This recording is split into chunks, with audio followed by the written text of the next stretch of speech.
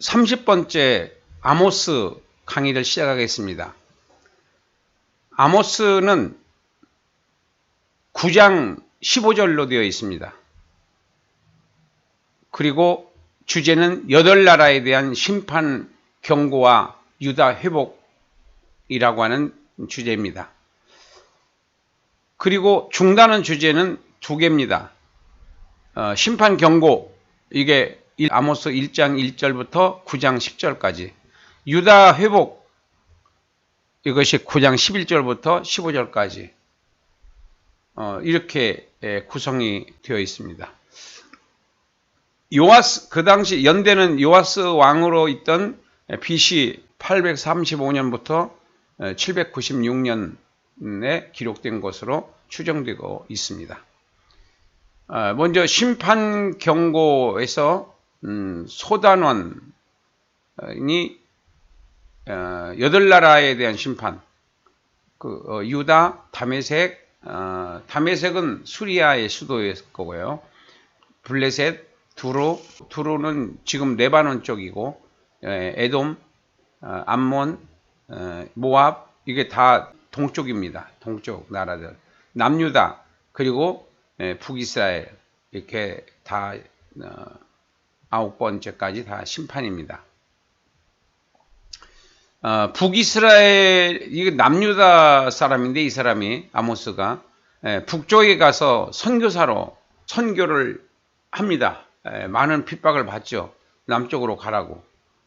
그렇지만 이는 이제 하나님의 사명이었기 때문에 갈 수가 없었고, 복음을 전할 수뿐이 없었습니다. 심판을 알리는 5가지 환상, 메뚜기, 삼키는 불, 다림줄, 그리고 아모스 박해, 여름실과 기근을 땅에 내릴 것이다.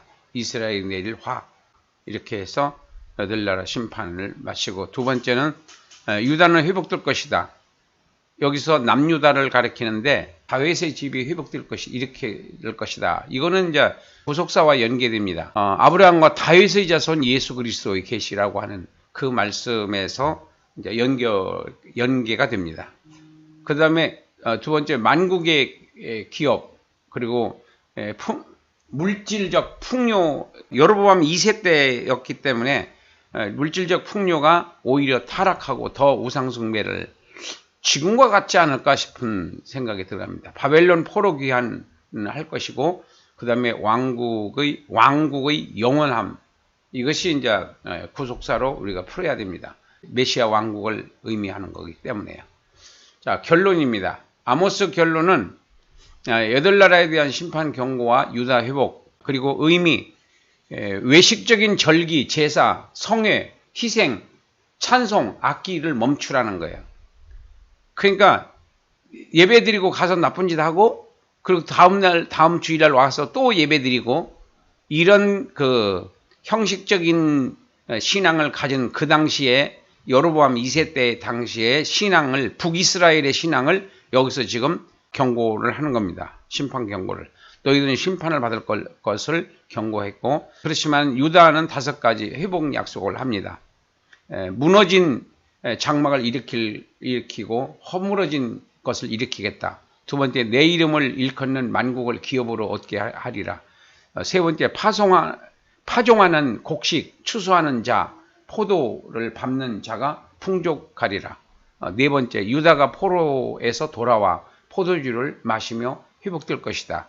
5째, 내가 그들을 땅에 심을 것이고 내가 준 땅에서 다시 뽑히지 아니하리라. 이것도 구속사로 풀어야 됩니다. 자, 이렇게 해서 신학적 해석을 마치고 구속사적 해석을 봅니다. 택한 자기 백성을 회복시키려고 오신 예수님. 첫째, 하나님은 율법과 공의를 예수님의 희생으로 만족시키셨다. 2번째, 예수님의 희생으로 하나님의 영원한 기업이 회복되었다. 그리고 그 교훈입니다. 거짓을 버리고 정직하게 살아라. 그러니까 정직, 공의, 정직, 성실, 이런 것들을 하나님께서는 우리한테 요구하고 계시는 겁니다. 예수님께서 우리한테 요구하고 계시는 거예요. 온유와 겸손으로 이웃을 섬겨라. 그 섬기려는 자세를 가지면 불화가 없습니다. 자꾸 섬김을 받으려고 하는 데서 문제가 사랑도 사랑하려고 노력을 하면은 괜찮습니다. 그러나 사랑을 받으려고 하니까 시험에 드는 거예요. 두 번째는 영생에서의 상급을 소망하는 자는 섬김을 실천하게 된다. 그러니까 영생에서의 상급을 바라는 사람들은 누구도 섬김을 받으려고 하지 않습니다. 섬기려고 하지. 상이 안 믿어지니까, 그냥 천국에서의 그 영원한 상이 안 믿어지니까 자꾸 사랑을 받으려고 그러고 섬김을 받으려고 하기 때문에 문제가 생기는 거예요. 그러니까 사랑을 하지 못해서 시험 드는 사람은 없습니다. 사랑을 받지 못해서 시험에 드는 거지. 누구든지 마찬가지예요. 그래서 시험에 드는 사람들은 아직도 경상도 말로 알라새끼예요. 신앙에 아직도 어린애다 이거죠. 받으려고 하니까. 성숙하면은 주려고 하는 겁니다. 주지 못해서 안달이 나는 거예요. 그게 바로 성숙한 성도의 모습이다. 이렇게 말씀드릴 수 있겠습니다. 여기까지 마치겠습니다. 감사합니다. 오바댜서는 구약 성경 중에서는 제일 짧은 성경입니다. 21절까지로 되어 있어요. 그리고 주제는 에돔 멸망과 이스라엘 회복이에요. 에돔 멸망과 이스라엘 회복. 개요는 5가지로 나눠서 요약할 수가 있습니다. 개관을 우리 보겠습니다. 그러니까 대단원은 너무 짧기 때문에 없앴고 중단원이 2가지로 나누어져 있어요. 첫 번째가 에돔 멸망 1장 1절부터 16절까지. 두 번째는 이스라엘 회복 1장 17절부터 21절까지. 이것을 더 작게 나눴습니다. 소단원은 9절까지 1절부터 9절까지 그리고 10절부터 14절까지 15절부터 16절까지 여기까지가 에돔 멸망이고 그 다음에 17절부터 18절까지가 그 이스라엘 회복 중에 첫 번째고 두 번째는 구원받을 자들 이것이 19절부터 21절 이렇게 나누어 놨습니다. 그래서 개관이 되면은 일단은 성경 해석을 하는 데 있어서 절반은 따고 들어가는 겁니다. 개관이 돼 있으면은. 그래서 그 개관이 중요하다는 걸 말씀을 드리고 2개로 나뉘어져 있거든요. 굉장히 짧으니까 1절부터 16절 그리고 17절부터 21절 이렇게 나뉘어져 있는데 이것이 소단원에서 에돔의 교만, 바위 틈에 거하는 에돔. 지금은 요르단이라고 하는 나라에 귀속되어 있는 지역입니다. 거기가. 지금도 가보시면 대단한 바위산으로 되어 있는 그 위에서 에돔이 살았다고 그래요.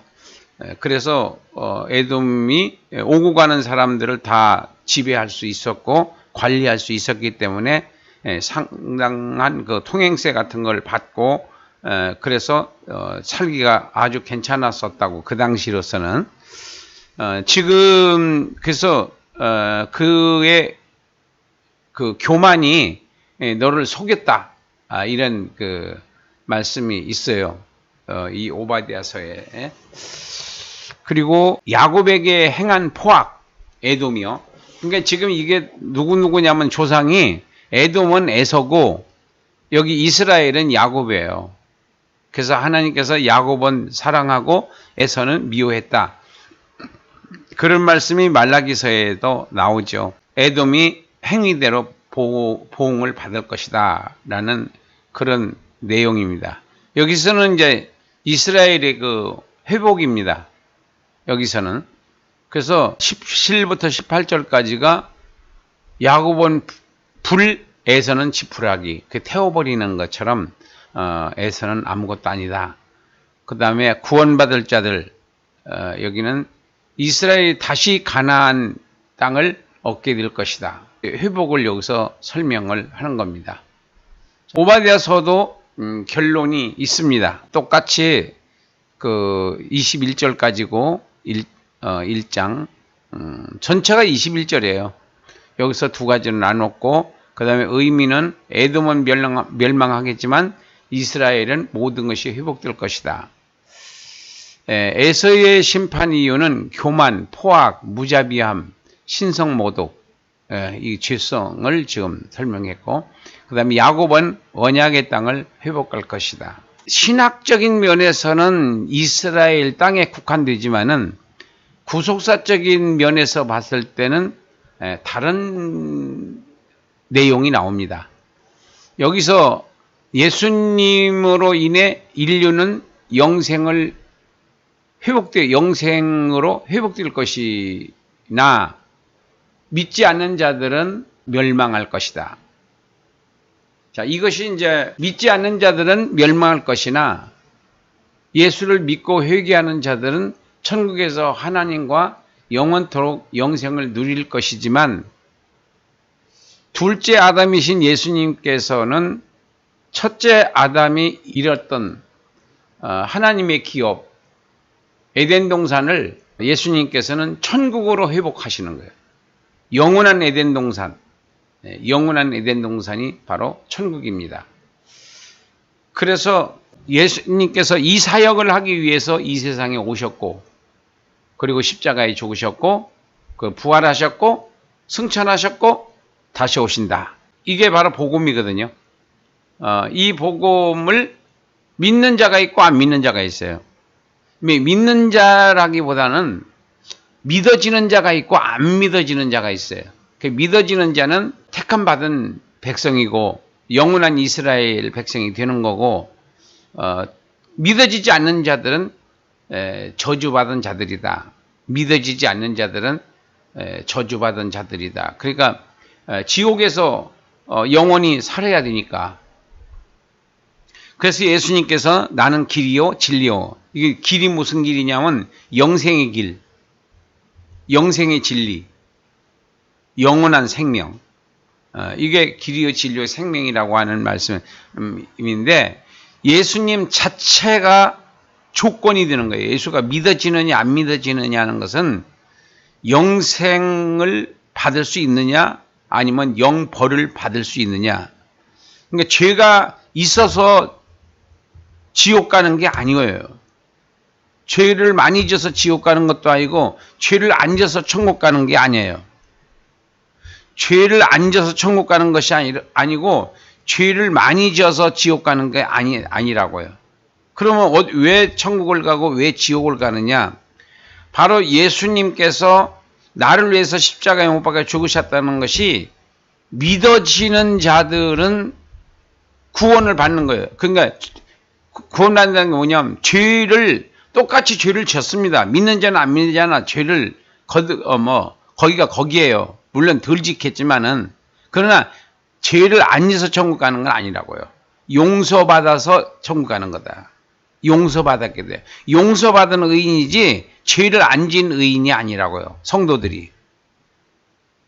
죄를 안 진 의인이 아니고 용서받은 의인이다. 성도들은. 이 일을 이루기 위해서 예수님께서 오셨다는 겁니다. 그 다음 교훈입니다. 멸망할 자들과 회복될 자들. 자, 멸망할 자들은 세상의 기업을 키우는 목적으로 사는 자들이에요. 그러니까 세상 것에 몸과 마음과 정신이 다 팔려 있어요. 천국 기업을 키울 생각은 안 해요. 그렇지만은 천국 갈 성도들은, 천국에서도 상 받을 성도들은 천국의 기업을 키우는 목적으로 삽니다. 왜 사냐? 천국의 기업을 키우는 목적, 키우는 재미로 사는 거예요. 그러니까 그러기 위해서는 이 세상에서 어떻게 살아야 되냐? 믿음으로 살아야 된다는 거예요. 직장을 다니든 사업을 하든 교회 사역을 하든 뭘 하든 그거하고 상급하고 상관이 없습니다. 어떻게 하느냐가 중요한 거예요. 어떻게 하느냐. 사람들은 결과를 중요시 여기지만은 하나님께서는 과정을 중요시 여겨요. 과정을. 그러니까 믿음으로 과정을 지냈느냐, 믿음으로 무슨 일을 했느냐, 믿지 않고 했느냐, 믿음으로 했느냐, 불신으로 했느냐, 믿음으로 했느냐, 아니면 자기 생각으로 했느냐. 믿음으로 한 사람들은 작은 일이든 큰 일이든 다 천국 기업과 관계가 있어요. 믿음으로 하지 않는 것은 자기 지혜, 자기의 능력, 자기의 경험 이런 것들로 하는 것은 세상 기업을 키우든 교회를 성장시키든 이것을 믿음으로 한 것만 상이 있다 이런 얘기예요. 그래서 세상 기업을 키우는 데 목적으로 사느냐 아니면 천국의 기업을 키우는 데 목적으로 사느냐 여기에 따라서 바로 영원한 천국에서 영원한 영광을 받을 수 있느냐 없느냐가 결정지어지는 것이다. 그러니까 이 세상에서의 땅이 중요하다는 거죠. 이 세상에서의 땅이 중요하다. 이 세상에서의 생활이 천국에서의 생활을 결정짓는다. 이 세상에서의 생활이 천국에서의 부귀영화 아니면은 귀천 중에서 귀 쪽에 서느냐 천한데 서느냐 그게 이제 부끄러운 고언이죠. 그것이 바로 어디서 결정되느냐 천국에서 결정되는 것이 아니라 이 땅에서 결정지어진다. 그러니까 우리가 이 땅에서 사는 그 기간이 천국에서의 영광의 정도를 결정짓는 바로 기간이요 기회가 바로 이 땅에서의 생활이다. 평생이라고 하는 한평생이라고 하는 기간, 이 기간이 바로 나의 영생에서의 영광과 부끄러움을 결정짓는 바로 기간이요 기회다. 이렇게 여러분들이 이해하시고 천국의 기업을 키우는데 목적을 두시는 여러분들 되시기를 바랍니다. 감사합니다.